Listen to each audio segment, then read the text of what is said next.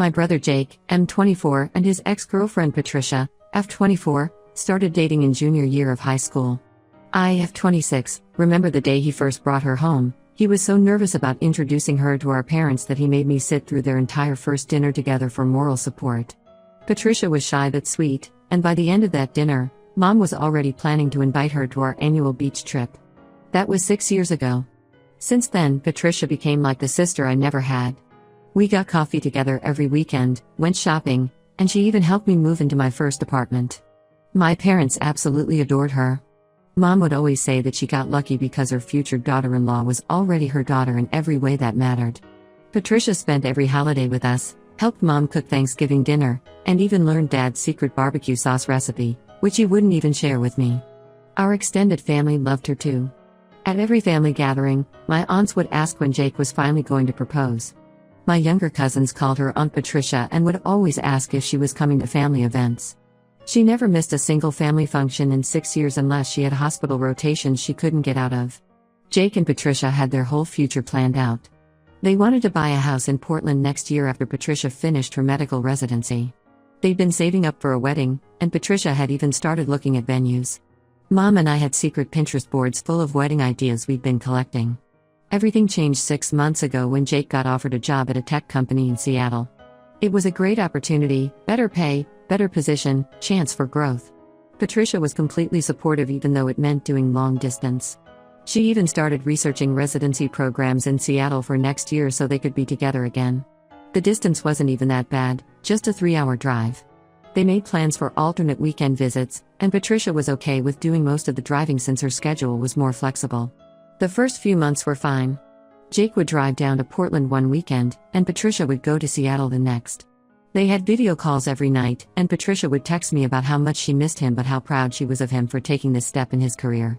She even surprised him with a care package full of his favorite snacks and a framed photo of them from our last family beach trip. Things started changing about 2 months ago. Jake's texts became less frequent, and he started missing their nightly calls. He blamed it on his new project at work, saying he had to stay late at office. Patricia was worried but tried to be understanding. She even cut back on calling him, saying she didn't want to add to his stress. Jake came home for a weekend in October, and everything seemed normal. He and Patricia went on a dinner date with me and my boyfriend Max. Jake was acting like his usual self, holding Patricia's hand across the table and talking about looking at apartments in Seattle for when she moved there next year. He even asked me to help him look at engagement rings because he was planning to propose on their anniversary in December. Last week, everything fell apart. Patricia found out Jake had been seeing someone from his office named Ashley, F25, for the past 3 months. She discovered this in the worst way possible, through Instagram. Ashley had posted pictures from their office Halloween party on October 28, just days after Jake's visit home. There were photos of them together, his arm around her waist, them making silly faces at the camera, and even one where they were clearly about to kiss. Patricia didn't confront Jake immediately. Instead, she started looking through Ashley's social media and found more pictures going back to August. Jake and Ashley at restaurants, at parks, at outdoor movies, all while he was supposedly working late. There were even pictures of them with other couples, suggesting he had already integrated her into his social circle in Seattle. When Patricia finally confronted Jake, his response was disgusting. He told her she was being paranoid and needed professional help. He said she was imagining things and that Ashley was just a coworker. But the very next day, Ashley posted Instagram stories of her and Jake in Hawaii. The location tag and timestamp showed they were there in early November. During the week, Jake told Patricia he had a business trip in San Francisco. The way Jake ended things was the worst part. He didn't even have the courage to do it face-to-face or over a call. He sent Patricia a text message saying, "I think we should see other people. The distance isn't working for me." 6 years of love and trust ended with a text message. Patricia called me crying so hard I could barely understand her. I immediately drove to her apartment and found her surrounded by photos of her and Jake, trying to understand where it all went wrong. I was furious. I called Jake right there, with Patricia sitting next to me. He tried to justify himself by claiming Patricia had become too clingy and dependent. He said her constant calls and texts made him feel suffocated. But I know that's a lie because Patricia and I talk almost every day, and she had specifically been giving him space because of his work stress. When our parents found out, they were devastated. Mom had to sit down when I told her. She kept saying, "But we were just looking at wedding venues last week." Dad, who usually keeps his emotions in check, had tears in his eyes. He tried calling Jake, but Jake wouldn't answer. Jake finally called back the next day, but only to defend himself. He claimed we were all taking Patricia's side without hearing his story. But what possible story could justify 3 months of cheating and lying? What explanation could make it okay to betray someone who had been part of our family for 6 years? The more I think about it, the more I realize this isn't entirely out of character for Jake. When we were teenagers, he was always lying about small things, where he was going, who he was with. When he was 16, he dated 2 girls from different schools at the same time. I caught him then and made him confess to both girls. He promised he had changed, and I believed him. We all did. Patricia is completely broken. She keeps texting me asking if Jake has mentioned her, if he seems sad, if there's any chance they could work things out. It breaks my heart because I know my brother, this isn't a one-time mistake. He systematically lied and cheated for months. He built a whole separate life in Seattle while stringing Patricia along. Jake is furious that I'm still talking to Patricia. He says I'm betraying him by choosing her side, that blood should be thicker than water. But I can't support someone who could be so cruel, even if he is my brother. Some of our relatives are saying I should stand by Jake no matter what because he's family. But how can I support someone who could throw away 6 years of love and trust like it meant nothing? Ida for choosing to support Patricia and refusing to forgive Jake? Update 1: The situation has gotten much worse since my last post. A lot of you ask for updates, so here's what happened in the past 2 weeks. Jake showed up unannounced at our parents' house last Sunday with Ashley. Mom had invited me and Max over for our usual Sunday brunch, something Patricia used to be part of every week. We were all sitting in the living room when we heard Jake's car pull up. Through the window, we saw him walking up the driveway holding hands with Ashley. Mom's face went completely white. She stood up, walked to the front door, and locked it before Jake could use his key. When he rang the doorbell, Mom opened the door but stood in the doorway, blocking their entrance. Jake actually had the nerve to smile and say, "Mom, I want you to meet someone special." Mom's response was ice cold. She looked at Ashley and said, "I'm sorry, but you're not welcome in my house. Neither of you are." Jake's smile disappeared immediately. He started arguing, saying he was trying to do the right thing by introducing his new girlfriend to the family. That's when Mom lost it. She told Jake that bringing his affair partner to our family home, where Patricia had spent countless holidays and family dinners, was beyond disrespectful. Jake tried to interrupt, but Mom wasn't finished. She reminded him that just 3 weeks ago, he had sat at our dining table with Patricia, planning their future together. During this confrontation, Ashley's face changed completely. She stepped back from Jake and asked, "What does she mean by affair partner?" Turns out, Jake had fed her a completely different story. He had told her he was single when they met, and that Patricia was just a clingy ex-girlfriend who couldn't let go. Ashley looked genuinely shocked when Mom mentioned Jake and Patricia's 6-year relationship, their plans for marriage, and how Patricia had been part of our family. She turned to Jake and demanded to know if this was true. Jake started stammering, trying to explain that his relationship with Patricia had been practically over when he met Ashley. That's when things got really ugly. Ashley revealed that Jake had been telling everyone at their office that he was single. She had even introduced him to her parents 2 weeks ago. Then Mom, who was still furious, told Ashley about the Hawaii trip, how Jake had lied to Patricia about it being a business trip to San Francisco. Ashley's face went from shock to angry. She said their Hawaii trip was supposed to be romantic because it was their 2-month anniversary. This means Jake was seeing Ashley while actively planning a future with Patricia, even discussing engagement rings with me. The argument that followed was intense. Ashley called Jake every name in the book right there on our front porch. She threw her phone at him, showing everyone within earshot the messages where he had called her the only one for him and talked about their future together. All this while he was still with Patricia. After Ashley stormed off, Jake tried to blame everyone else for ruining his new relationship. That's when Dad, who had been quietly watching everything, finally spoke up. He told Jake to leave and not come back until he learned to take responsibility for his own actions. But it gets worse. The next day, Patricia's friends from the hospital contacted me. Apparently, Jake had been telling people that the real reason for their breakup was Patricia's abusive behavior. He was showing people scratches on his arm, claiming Patricia had attacked him during an argument. He'd even used this story to gain sympathy from Ashley and their co-workers. I was furious because I knew exactly where those scratches came from. On September 15th, Jake had gone rock climbing with his office friends. He had posted Instagram stories that day showing his scratched arm, joking about being attacked by the climbing wall and hashtagging it #beginnersclimbingfail. He had actually left those posts up until Patricia found out about Ashley, then he deleted them. The final blow came when Jake's best friend Tom reached out to me yesterday. Tom has been Jake's friend since middle school, and they still play online games together every week. Tom was carrying a lot of guilt because he knew about Jake's cheating from the beginning. According to Tom, Jake had been on dating apps since July, barely a month after moving to Seattle. He would brag to Tom about matching with different women and going on dates. Tom said he had warned Jake multiple times, telling him to either break up with Patricia or stop seeing other people. Jake's response? He laughed and said Patricia was too trusting and would never find out. Tom showed me screenshots of their conversations where Jake talked about juggling multiple women. He seemed proud of it, like it was some kind of game. Tom finally decided to come clean because he couldn't handle the guilt anymore, especially after seeing how Jake was trying to paint Patricia as the villain. Mom hasn't stopped crying since the confrontation. She keeps looking at old family photos where Patricia is present, photos from holidays and vacations where we all looked so happy. Dad hasn't said much, but I caught him taking down the father-daughter dance playlist he had been making for Jake and Patricia's wedding. Patricia is finally starting to accept reality, especially after learning about the dating apps and other women. But she still has moments where she breaks down, missing the person she thought Jake was. The hardest part for her is realizing that while she was working extra hospital shifts to save money for their future, Jake was using his new salary to wine and dine other women. I'm more convinced than ever that cutting ties with Jake is the right decision. He's not just a cheater, he's a manipulator who tried to destroy Patricia's reputation to cover his tracks.